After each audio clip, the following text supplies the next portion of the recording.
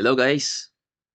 Ito yung una kong review regarding sa airsoft. This is not a real firearm. This is just a toy. This is airsoft. This is the ENC 644 Daniel Defense gun. Let's go. So this is the unit. Kinuha ko to sa Mobs Airsoft. Sa ano sila sa malapit sila sa bandang Espanya, Bloomingtreet. May shop sila doon if you want. Meron silang Facebook page. You could PM them. Mabs Airsoft Shop. Okay, okay yung presyo nila. Maganda yung presyo nila. And very accommodating yung mga tao doon. Mababait. Ah, well, sige. Mag-start na tayo ngayon sa unit natin. So, this is the actual gun. So, ang kasama sa package is the battery. Yung battery, kinabit ko na. It's just a small LiPo siya, LiPo siya. So good na siya. 11.1 volts. So malakas na. Malakas na. It's 1,100 mAh. Tapos may kasama rin siyang charger. Okay? And then this one, polymer mag. Tapos yung unit, actual unit. Ito hindi kasama. Kinuha ko na lang to na bale kasi mahirap magbitbit ng walang sling. So, lagyan na natin ng malapitan. Sukatin muna natin ang parel. Okay.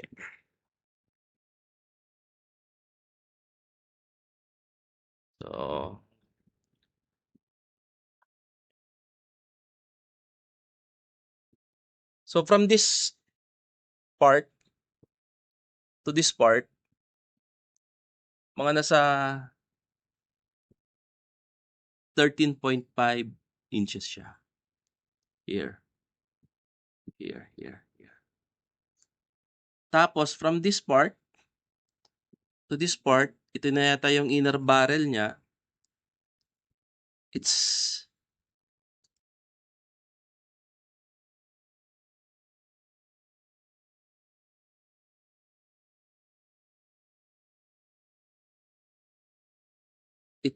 11 or 10.5 inches.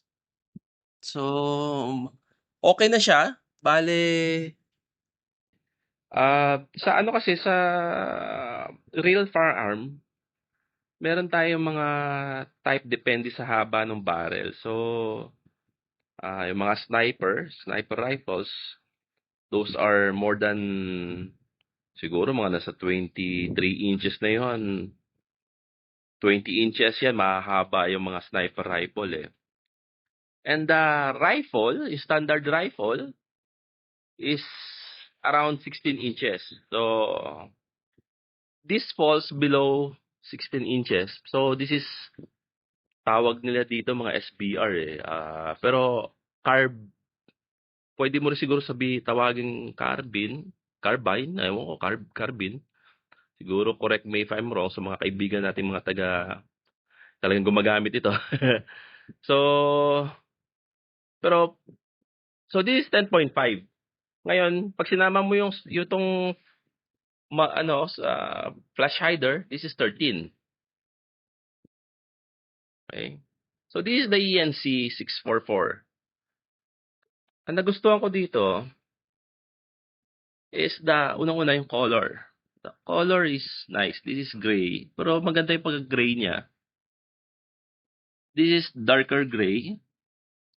All metal pala to guys, ano? So, baka lahat yan. Ito, buffer tube, baka. Ito lang, syempre, hindi naman bakal yung mga buttstock. Itong polymer lang din. So, mapapansin nyo, maganda yung kanyang padding ba, o rubber cushion niya dito. So, same lang dito. This is not, parang hindi rubber. This is polymer. This is plastic. This is rubber. Yeah, this is rubber. This is rubber. So, ito yung unit. Ang rail niya, may full rail sa taas. Ganyan ang itsura sa taas. Full rail.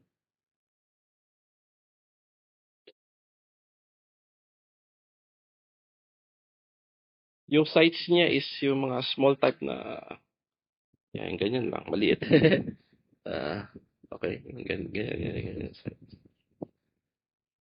So, this is all metal ulit. Hmm.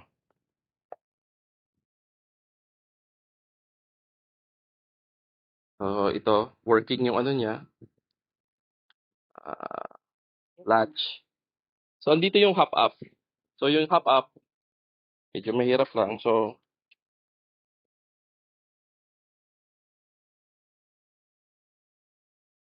pag binuksan mo siya, yan, yun doon yung hop up. Yan, dito mo ina-adjust yung hop up. Okay, okay, okay. So, this is the pulga.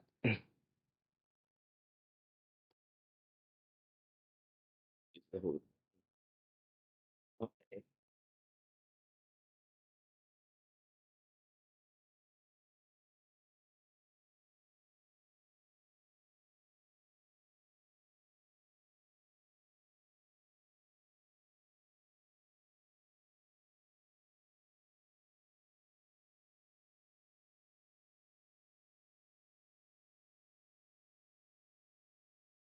okay. So, mamaya, i-actual test natin siya. Ah, nasubukan na rin namin, eh. It's fairly accurate out of the box. Wala naman adjustment. So, tried it at around 60 feet. Pinatamaan ko naman yung small Alaska milk, condensed milk. So, natatamaan naman. It's fairly accurate, diretso naman. Siyempre, hindi naman natin magagaya to sa mga sobrang high-end na maganda yung grouping. So, pero kung tama lang, makakatama siya. So, ito maganda. Taas niya, yung rail niya sa taas, maganda lagyan ng mga scopes, mga attachment. Ito palang rail na to, guys. Ito, ang pagkakaintindi ko nito, hindi siya directly, parang kung gusto mo maglagay dyan, parang maglalagay ka pa rin ng attachment na ganito. May mga nabibiling maliliit. Tapos ilalagay mo dyan. Tapos saka mo lang dun ikakabit yung mga kailangan mo. Accessories. Parang ganito. Pero good to guys kasi magaan yung ano niya.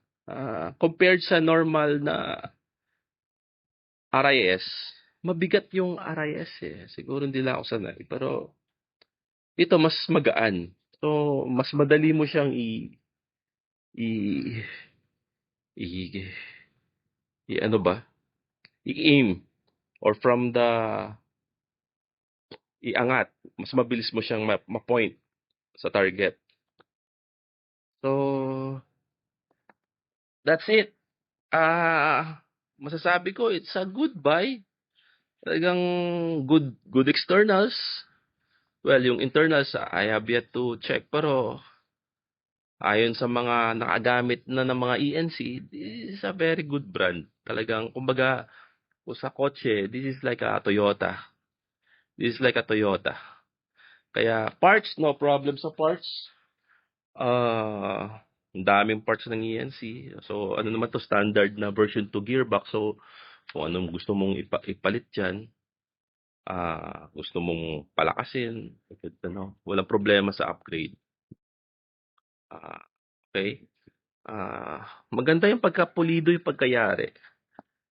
Chinek ko to. Ito kasi minsan na nagkakaproblema sa mga unit, lumuluwag to. This is Loctite. Kita niyo yung pulang yan. Niloctite nila. So talagang hindi na-atras. Kasi mahirap pag umatras ang motor, sisirain niya yung parang gear doon sa loob. Kasi hindi na siya magko-contact ng mabuti. Okay? These are all metal. Metal. Charging handle is metal. The trigger, I think it's metal din. Trigger is metal. Buffer, metal. So, syempre hindi. This is, ano lang, polymer. Polymer. To, polymer, syempre. Okay. So, next na video natin, itatry natin yung test fire. Makita ninyo yung shots. Thank you.